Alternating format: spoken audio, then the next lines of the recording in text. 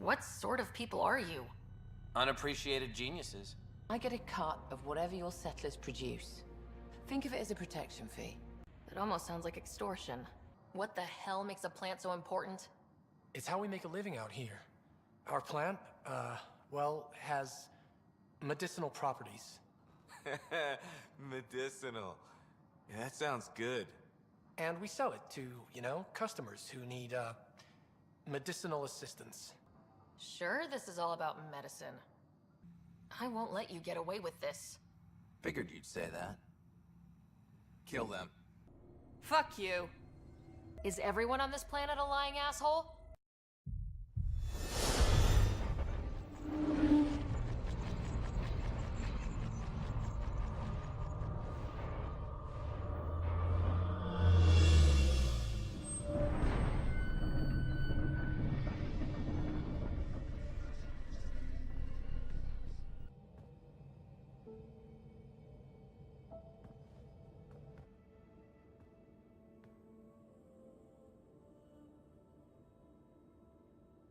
Hello everyone, this is Galacticus X, this time coming to you with a short overview of my experience thus far with Mass Effect Andromeda.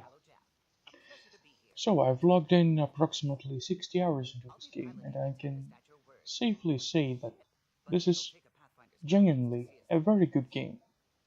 It's certainly above average, but it's far from being the best that it could have been, if only its designers, writers and developers have put a little more effort into it. Now, what is Mass Effect Andromeda? Is it an RPG? Is it a shooter? Well, it is quite obvious that over the years the Mass Effect franchise has progressively moved from the BioWare core formula of tactical RPG that held its origins back in the days of the Knights of the Old Republic. It has evolved into a fast-paced action third-person shooter. Andromeda is above all a terrific first-person shooter. It's visceral, it's multi-layered, with a tremendous satisfaction derived from all the elements of the battle, the guns, the offensive and defensive skills, tech and biotic powers. The usual staples, the well-known staples of previous Mass Effect games that are here more fleshed out and elevated to a new level. The breadth of choice is quite remarkable, and from the get-go you have an extensive array of guns you can approach your combat with. You can be a distant sharpshooter specializing in headshots, or you can craft pistols that are essentially pocket cannons. You can take down enemies face to face using different melee weapons. The choice is amazing. Plus, you can modify your equipment to operate in a fashion it wasn't designed to begin with. For example, you can turn projectile weapons into beam emitters, imbue your ammo with different effects like incineration, freezing or electric shock. You can attach gun barrels, scopes or bayonets for extra damage if you so desire. The same can be said about your personal customization and progression as a combatant. The game doesn't follow the restrictions of classic RPGs, and although you can start off with specific combat roles, you can quickly mix and match different abilities to unlock so-called profiles that give your character the unique combat style you prefer, whether you decide to pick your opponents from a distance, use camouflage to flank them, or perform aerial maneuvers with your jetpack to rain death and havoc from above. You can do that. Now, the game, as far as story is concerned, it has a rather linear story progression, but just like the previous Mass Effect titles, you're free to tackle the missions and the plethora of the side quests that are presented to you in any order that you like. You have so many options and so many different ways to approach the game that you don't really have to do everything that is presented to you, but if you're a completionist well, good luck covering all that there is there to do in a reasonable amount of time. So the game is really huge. There are at least 6 planets with huge maps that you can explore, fight, and progress through your story. There are even more missions on the Tempest, your Starcraft, and also the Hyperion and the Nexus, the larger vessels that are the headquarters of human and alien explorers in this new and mysterious Andromeda galaxy. Uh, so the game can certainly be overwhelming with all the different aspects of planet colonization, weapon crafting, and choosing which one of the dozen perks and abilities you will employ to gain benefits that will make it easier to defeat your opponents. The user interface is certainly convoluted, and it desperately needs to be redesigned in order to be more streamlined and less complex. Generally speaking, there are various small and annoying design choices that can get a little frustrating. For example, the animations of traversing from planet to planet are unskippable. At first, they are very beautiful, but as time goes on, you would wish there was an option to skip those time-consuming animations. Or the fact that you need to access specific communication stations to receive a message or to make a video call, when all you need is a portable comm device on your wrist, or even worse, when you have to do a specific task on the Tempest and you're on a planet, you have to go on board your ship, which means you have to take off the planet, do whatever menial task is required to accomplish your mission, and then land back on the planet. How ridiculous is that? It's not realistic at all. Unfortunately, there are 2 major areas where the game suffers quite a lot. And ironically, these are the areas where Bioware would theoretically be at its finest.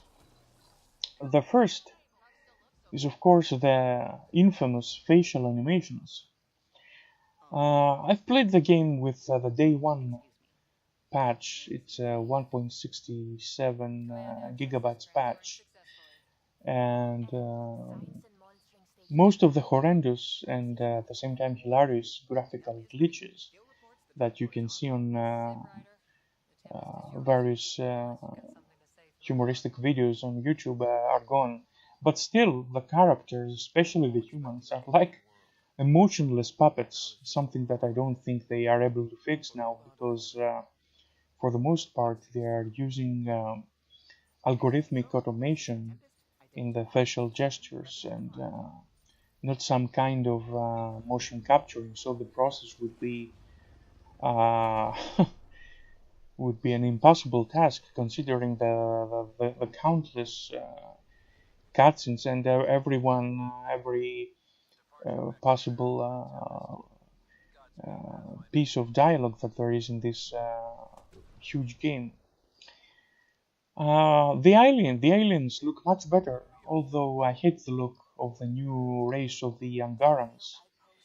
And in general, there is a distinct lack of imagination in this game compared to previous titles. It seems that in the Mass Effect universe, from now on, every species will be erect bipedals with 2 eyes, hands and legs, and so on. Long gone are the more imaginative species of previous games that you encountered from Mass Effect 1, like the Hanar or the Elcor. There are various random glitches in the game.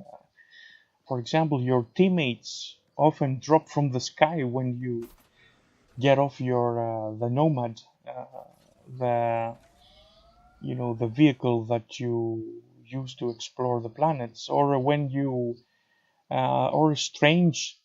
There are strange angles in the camera in cutscenes that obstruct your the person of interest, or there can be NPCs doing silly things, walking around. It reminds you the sketch of the Ministry of Silly Walking from Monty Python's.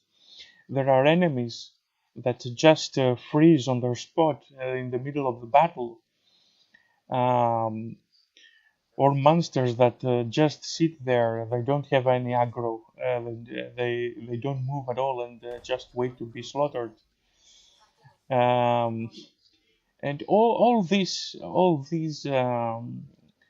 unfortunate details give you the distinct impression that this game has been clearly pushed out too early, and the devs couldn't fix all these minute problems in time, and the quality assurance team was certainly very busy. Now, the most glaring problem of them all is the writing. Unfortunately, uh, it's all over the place. The voice acting is excellent for the most part, but the problem is not how the characters deliver their speech, but what they are actually saying. For a science fiction saga of such great ambition that started with the lofty aspirations of resembling, a good, authentic science fiction novel, you cannot dismiss the inferior level of writing and general storytelling, especially when you compare it to Mass Effect 1, which I believe, storytelling-wise, is the best of the first trilogy. Um, Sometimes you feel that you watch a bad episode of from popular action sci-fi TV series like Stargate SG-1 or Farscape, uh, which I think they are silly. They're very enjoyable. I mean, Stargate, Farscape, those series are very humorous, very entertaining, but they don't remind you the more uh, the gravitas of classic sci-fi novels. Thankfully, you can omit most of the worst dialogue threads that seem to come uh, from the writers of Beverly Hills 90210 or some soap or some teenager drama. And if you ignore all the stupid romance options, you have the choice to do that. How are you getting along with the team? I'm keeping it light and pleasant. Even Lexi isn't exactly what I'd expected. And Jal, I'm learning what makes him tick. We're lucky to have an Angara with us. Asari can mate with all Milky Way species. I find myself wondering if that transcends galactic boundaries. I'm certainly not looking to reproduce anytime soon, but he seems like a good guy. What do you think? Are you trying to make me jealous? Maybe. What does someone have to do to get you to flirt with them? Not much at all. But I get a little extra jolt when I'm matched wink for wink. So just be yourself and the flirts will flow. And the main story is entertaining, okay, but not thought-provoking or mysterious. Like it doesn't create that sense of awe and mystery and intrigue like in the first, especially Mass Effect 1 and 2.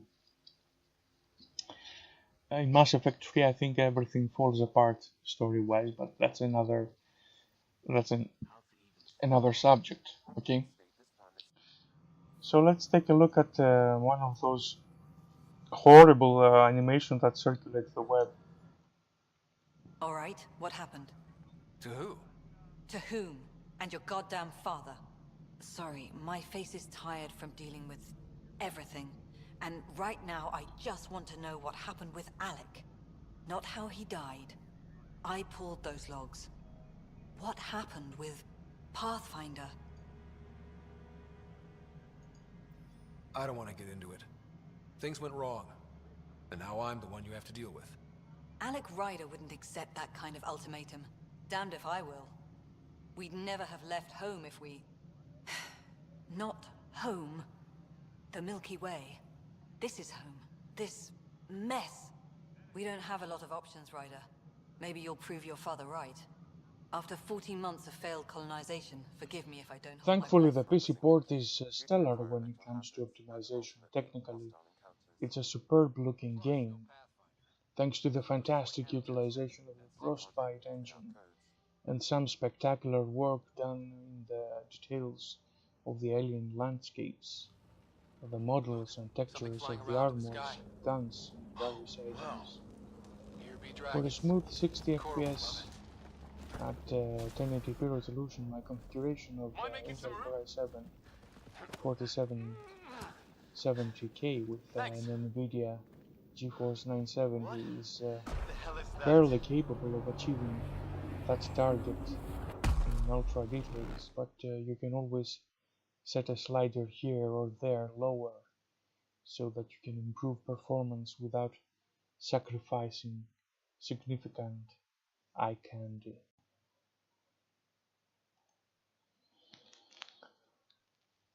So, the game performs flawlessly on the PC. It hasn't crashed even once, and I've only been forced to quit the game a couple of times just because my character was stuck in some awkward geometry, nothing unusual. I still have quite a long way to finish the game. It's a big game. It's a tedious grind, but a very enjoyable one. I like this kind of games. I want to finish as many side missions as possible and explore everything that this game has to offer. My 50 euros are very well spent, I think. It's definitely a great game. It's not the best that it could be.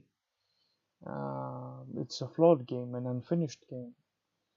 It has so much wasted potential that it's really a shame the creators didn't take full advantage of the talent and the technical capabilities they had at their disposal.